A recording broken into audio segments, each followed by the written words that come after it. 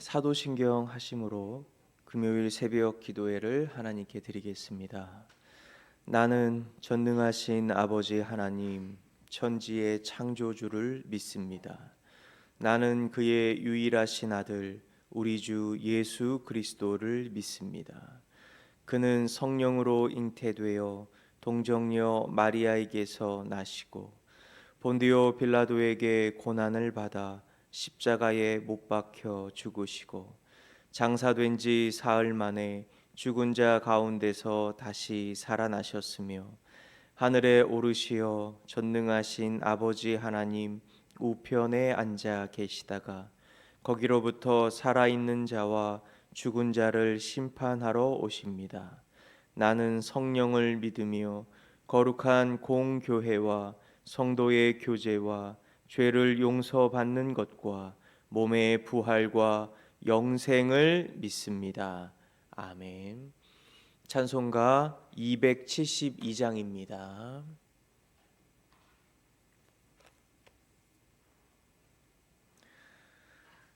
찬송가 272장을 다 함께 찬양합니다. 고통의 멍에 벗으려고 예수께로 나갑니다. 자유와 기쁨 베푸시는 주께로 갑니다. 병든 내 몸이 튼튼하고 빈궁한 삶이 부해지며 죄악을 벗어버리려고 주께로 갑니다. 낭패와 실망 당한 뒤에 예수께로 나갑니다. 십자가 은혜 받으려고 주께로 갑니다. 슬프던 마음 위로받고 이 생의 풍파 잔잔하며 영광의 찬송 부르려고 주께로 갑니다. 교만한 마음을 내버리고 예수께로 나갑니다. 복 되신 말씀 따르려고 주께로 갑니다. 실망한 이 몸 힘을 얻고 예수의 크신 사랑 받아 하늘의 기쁨 맛보려고 주께로 갑니다. 죽음의 길을 벗어나서 예수께로 나갑니다.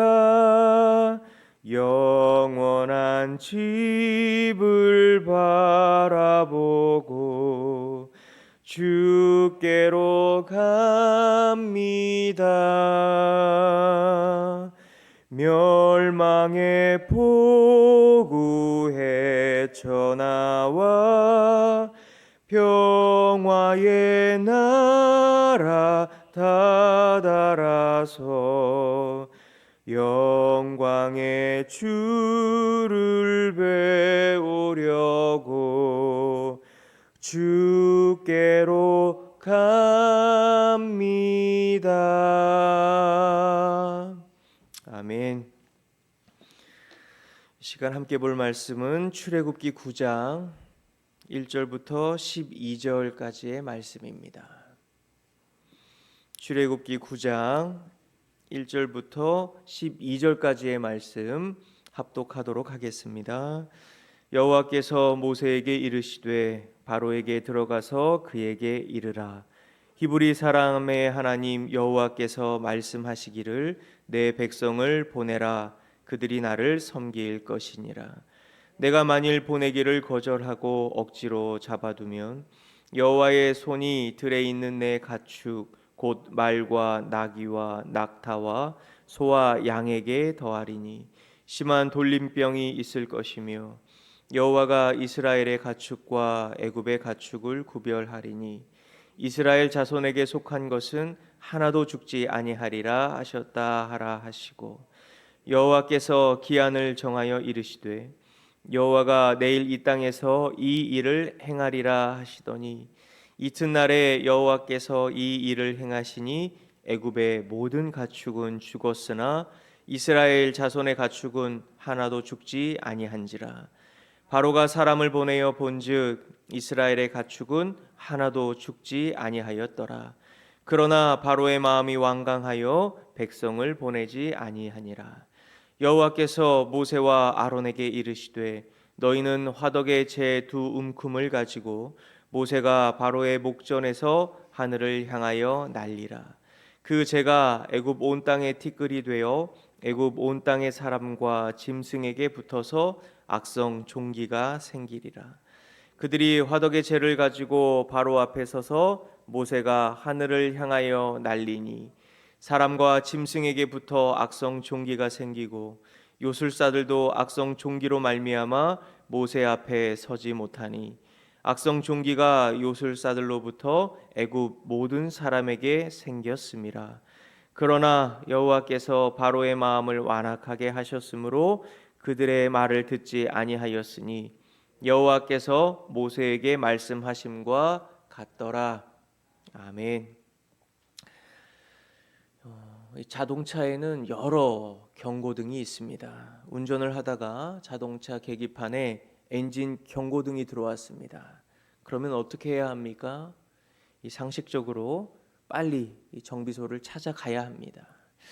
지혜로운 운전자는 이제 즉시 차를 가지고 정비소로 갑니다. 하지만 어떤 운전자는 차만 잘 나가는데 하면서 그 경고등을 무시하고 계속 달립니다. 이 며칠은 괜찮을지 모릅니다.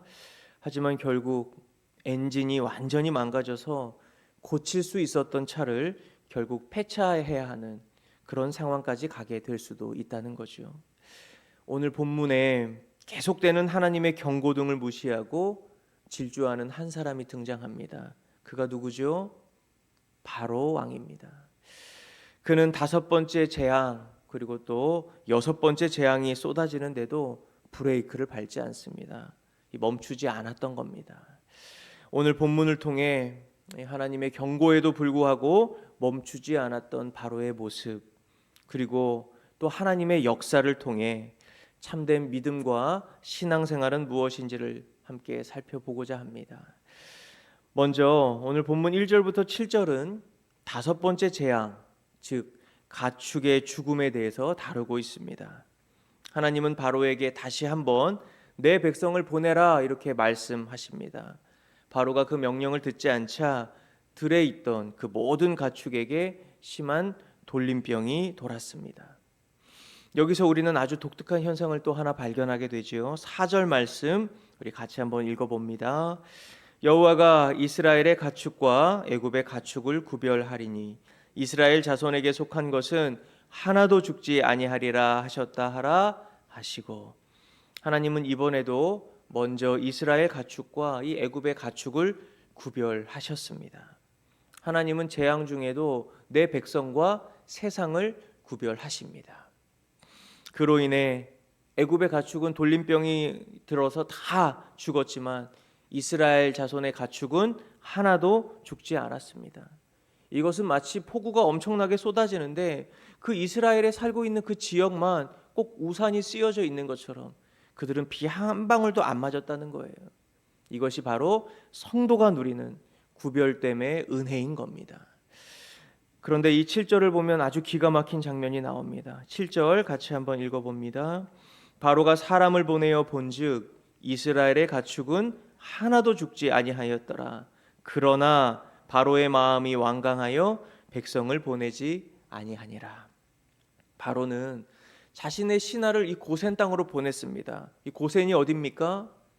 이스라엘이 살고 있는 땅이 고센 땅입니다. 그리고 확인했던 겁니다. 정말 이스라엘 자손의 가축은 다 살아있네. 그걸 눈으로 본 거죠. 들은 거죠.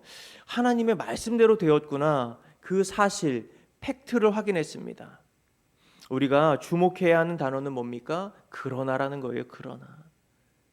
바로는 그 소식을 들었지만 그러나 그 사실이 믿음으로 이어지지 않았다라는 겁니다. 그는 하나님의 능력을 눈으로 보고도 그저 신기하네, 저들은 운이 좋네, 그렇게 생각했을 뿐 자신의 소유욕을 여전히 내려놓지 않았다는 겁니다. 바로의 모습, 손해를 보았음에도 물질 앞에 움켜쥔 손, 그 손을 펴지 않는 인간의 탐욕을 그대로 보여주고 있는 겁니다. 여러분, 이 믿음은 기적을 보았다고 해서, 기적이 왔다고 해서 생기는 게 아닙니다. 기적, 내 눈으로 확인한다고 해서, 사실을 발견했다고 해서 그것이 모두 믿음으로 이어지는 게 아니라는 겁니다. 믿음은 은혜의 선물입니다. 오늘 우리가 하나님을 믿음으로 이 자리에 나와서 기도할 수 있는 것, 여러분, 이 자체가 엄청난 은혜인 겁니다. 바라기는 하나님을 믿을 수 있는 은혜를 주신 주님께 오늘 하루도 감사한 마음으로 살아갈 수 있기를 주님의 이름으로 축복합니다. 이 돌림병이 지나가도 바로가 돌이키지 않자 하나님은 예고 없이 6번째 재앙, 악성 종기를 내리십니다. 보면 이 화덕에 죄를 날려 사람과 짐승에게 붙게 하셨습니다. 이제는 이 재산뿐만 아니라 가축뿐만 아니라 몸을 치셨다는 거죠. 왜 하필 화덕의 죄였을까요? 이 화덕은 이스라엘 백성이 벽돌을 굽느라 땀과 눈물을 흘렸던 이 고난의 현장이었습니다. 하나님은 그들이 당한 고통의 흔적을 들어 애굽을 심판하는 그 역전의 도구로 사용하셨던 겁니다. 여기서 우리가 주목해야 할 두 번째 현상이 있습니다. 우리 11절 말씀 같이 읽어보겠습니다. 요술사들도 악성 종기로 말미암아 모세 앞에 서지 못하니 악성 종기가 요술사들로부터 애굽 모든 사람에게 생겼습니다. 지금껏 요술사들은 흉내라도 내면서 버텼습니다. 그들은 당시 최고의 의술과 지식을 가진 전문가들이었습니다. 백성은 병이 나면 그들을 의지했어요. 그런데 그들의 꼴이 지금 어떻습니까? 치료자가 도리어 중환자가 된 겁니다. 남을 고친다던 그들이 정작 자기 몸에 종기 하나 해결하지 못해 모세 앞에 서지도 못하고 숨어버리게 된 거죠. 이것이 세상의 실체입니다. 인간이 자랑하는 의학, 과학, 권력 대단해 보입니다. 그러나 하나님이 후 하고 부시면 티끌처럼 날아가는 것이 인간의 능력이라는 겁니다. 오늘 우리가 의지해야 할 대상은 무력한 전문가가 아니라 생사화복을 주관하시는 전능자 하나님 한 분뿐임을 믿고 살아가실 수 있기를 바랍니다. 오늘 설교의 가장 두렵고도 중요한 결론은 본문 12절 말씀입니다. 우리 12절 말씀 같이 읽어봅니다. 그러나 여호와께서 바로의 마음을 완악하게 하셨으므로 그들의 말을 듣지 아니하였으니 여호와께서 모세에게 말씀하심과 같더라. 여러분, 이 구절에 큰 변화가 있습니다. 큰 변화가 뭡니까? 이전까지 성경은 바로가 마음을 완강하게 하여라고 이렇게 기록을 했습니다. 주어가 바로였어요. 바로 스스로가 고집을 부렸던 겁니다. 그런데 이 여섯 번째 재앙인 오늘 12절부터는 주어가 바뀌어요. 여호와께서 바로의 마음을 완강하게 하셨다라는 겁니다. 이것은 하나님이 멀쩡한 사람을 억지로 나쁘게 만들었다라는 뜻이 아닙니다. 이 굳은 살을 생각해 보면 이 처음에는 피부가 아주 부드럽습니다. 그런데 계속 자극을 주고 방치하면 딱딱한 굳은 살이 되죠. 나중에는 바늘로 찔려도 전혀 감각이 없습니다. 하나님께서 바로에게 계속 기회를 주셨지만 그가 끝까지 거부하자 하나님은 이제 그를 내버려 두셨다는 겁니다. 그의 고집대로 살도록 유기하신 겁니다. 바로의 마음이 부드러운 마음이 아니라 굳은 살이 생긴 것처럼 그의 마음이 딱딱해져 버렸다는 거예요. 여러분, 이것이 가장 무서운 징계입니다. 로마서에도 이 하나님의 내버려 두심에 대해 기록하고 있는데 악한 사람들 내버려 두심 이 자체가 바로 하나님의 무서운 징계라는 겁니다. 인간은 죄성이 있기 때문에 내버려 두면 생명의 길이 아니라 죽음의 길로 결국 지옥을 향해 가게 되어 있습니다. 그런 인간, 그런 사람을 오늘도 붙잡아 주시고 우리의 인생에 개입하시는 것 그 자체가 우리에겐 큰 은혜인 것이고 생명인 겁니다. 오늘 본문이 우리에게 주는 영적 교훈은 두 가지입니다. 첫 번째는 하나님은 이 재산이 사라질 때 깨닫지 못하면 몸을 치신다는 거예요. 하나님의 경고는 점진적이라는 겁니다. 두 번째는 가장 큰 징계는 실패가 아니라 내버려 두심.